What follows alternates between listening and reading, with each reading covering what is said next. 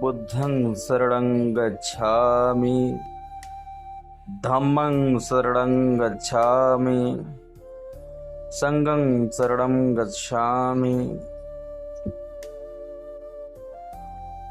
यह कोई साधारण वाक्य नहीं है, यह है आत्मबोध, करुणा और जीवन रूपांतरण की घोषणा। आइए आज हम उस महामानव के विचार को समझें जिन्होंने हजारों वर्षों पहले दुख को समझा, दुख का कारण खोजा, उसका अंत बताया और अंत में मार्ग दिखाया, जिसे हम जानते हैं अष्टांगिक मार्ग के नाम से।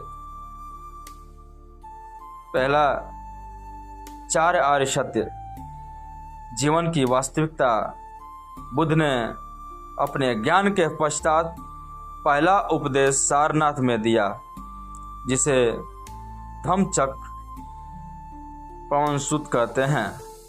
इसमें उन्होंने 4 आर्य सत्य बताए। पहला, दुख। जीवन दुखमय है। जन्म, बुढ़ापा, बीमारी, मृत्यु, वियोग सब दुख हैं। दूसरा, दुख समुदय। दुख का कारण है तीसरा, लालच, मोह, ईर्ष्या, वासना। तीसरा, दुख निरोध। दुख का अंत संभव है आत्म जागरूकता और सम्यक प्रयास।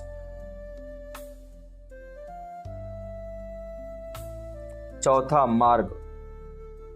दुख के अंत का रास्ता है अष्टांगिक मार्ग। बुद्ध का यह दृष्टिकोण आज के युग में भी अत्यंत प्रासंगिक है। जब हम इस पीड़ा को स्वीकार करते हैं तभी मुक्ति की ओर कदम बढ़ाते हैं। अष्टांगिक मार्ग जीवन की दिशा। पहला है सम्यक दृष्टि। यह समझ कि सब कुछ परिवर्तनशील है। दुख क्यों है यह समझना और स्वीकारना। किसी के कर्म का फल अवश्य होता है। बुद्ध ने कहा, सब कुछ अनित्य है। जो इसे समझता है वही जागरूक होता है। दूसरा, सम्यक संकल्प। द्वेष, हिंसा और लालच से मुक्त सोच। करुणा, मैत्री और सादगी से भरा मन। सोच बदलो, जीवन बदलेगा। तीसरा, सम्यक वाणी। झूठ, चुगली, कठोरता से बचना। सत्य, मधुर और उपयोगी वाणी बोलना। बुद्ध बोले, शब्दों में शक्ति होती है। निर्वाण भी कर सकते हैं, विनाश भी। चौथा, सम्यक कर्म। हिंसा, चोरी, व्यभिचार से दूर रहना। नैतिक, न्यायपूर्ण, उपयोगी कार्य करना। वही सच्चा इंसान है जो दूसरों को कष्ट न दे। पांचवा, सम्यक आजीविका। ऐसा व्यवसाय न करें जिससे किसी को दुख हो। नशा, शोषण, शस्त्र व्यापार, जीव हिंसा आदि से बचें। छठा, सम्यक प्रयास। बुरी आदतों को हटाना, अच्छी को बढ़ाना। जीवन में निरंतर सुधार की भावना रखना। सतवा है सम्यक स्मृति। हर क्षण को जागरूकता से जीना। खाना, बोलना, सोचना, चलना, सब में सजगता। स्मृति ही असली बुद्धिमानी है। 8वां, सम्यक समाधि। मन को एकाग्र करना। ध्यान के द्वारा आत्म का शुद्धिकरण। बुद्ध बोले, ध्यान वह दीपक है जो अज्ञानता के अंधकार को दूर करता है। तीसरा है मध्यम मार्ग, संतुलन का रास्ता। बुद्ध ने कहा, न तो विलासिता और न ही कठोर तपस्या, बल्कि मध्यम मार्ग। यह मार्ग मानसिक, नैतिक और बौद्धिक संतुलन की शिक्षा देता है। शील, समाधि और प्रज्ञा, तीन स्तंभ।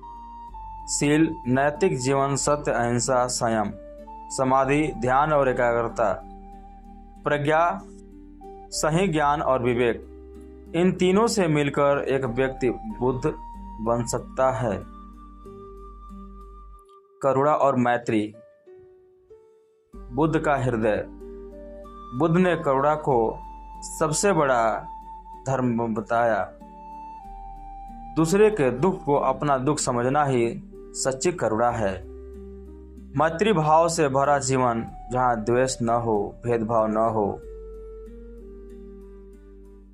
संघ और धम्म परिवर्तन का संगठन। संघ अनुयायियों का समूह जो धम्म का प्रचार करे। धम्म वह शाश्वत सत्य जो बिना भेदभाव के सबके लिए समान है। संघ और धम्म के सहारे ही बुद्ध धम्म पूरी दुनिया में फैला। बुद्ध का अंतिम संदेश, अब दीपक भव, स्वयं दीपक बनो। बुद्ध ने कहा, किसी और पर निर्भर मत रहो, अपने भीतर का प्रकाश जलाओ। क्यों बुद्ध आज भी जरूरी हैं? आज का युग फिर से दुखों से भरा है। तनाव, लालच, नफरत, हिंसा। बुद्ध का मार्ग ही वह दिशा है जो इस अंधेरे में प्रकाश दिखाता है। जो आज अष्टांगिक मार्ग को अपनाता है, वही सच्चे अर्थों में बुद्धिमान बनता है। न आत्मा का गुमान, न जाति का घमंड, न धन की ललक, न बैर का तर्क। जो समता को जाने, करुणा को अपनाए, वही बुद्ध का सच्चा अनुयायी कहलाए। आप सभी ने अपना बहुमूल्य समय को देकर मेरे बातों को ध्यानपूर्वक सुना। इसके लिए आप सभी को धन्यवाद, आभार। आप सभी को जय भीम, नमो बुद्धाय।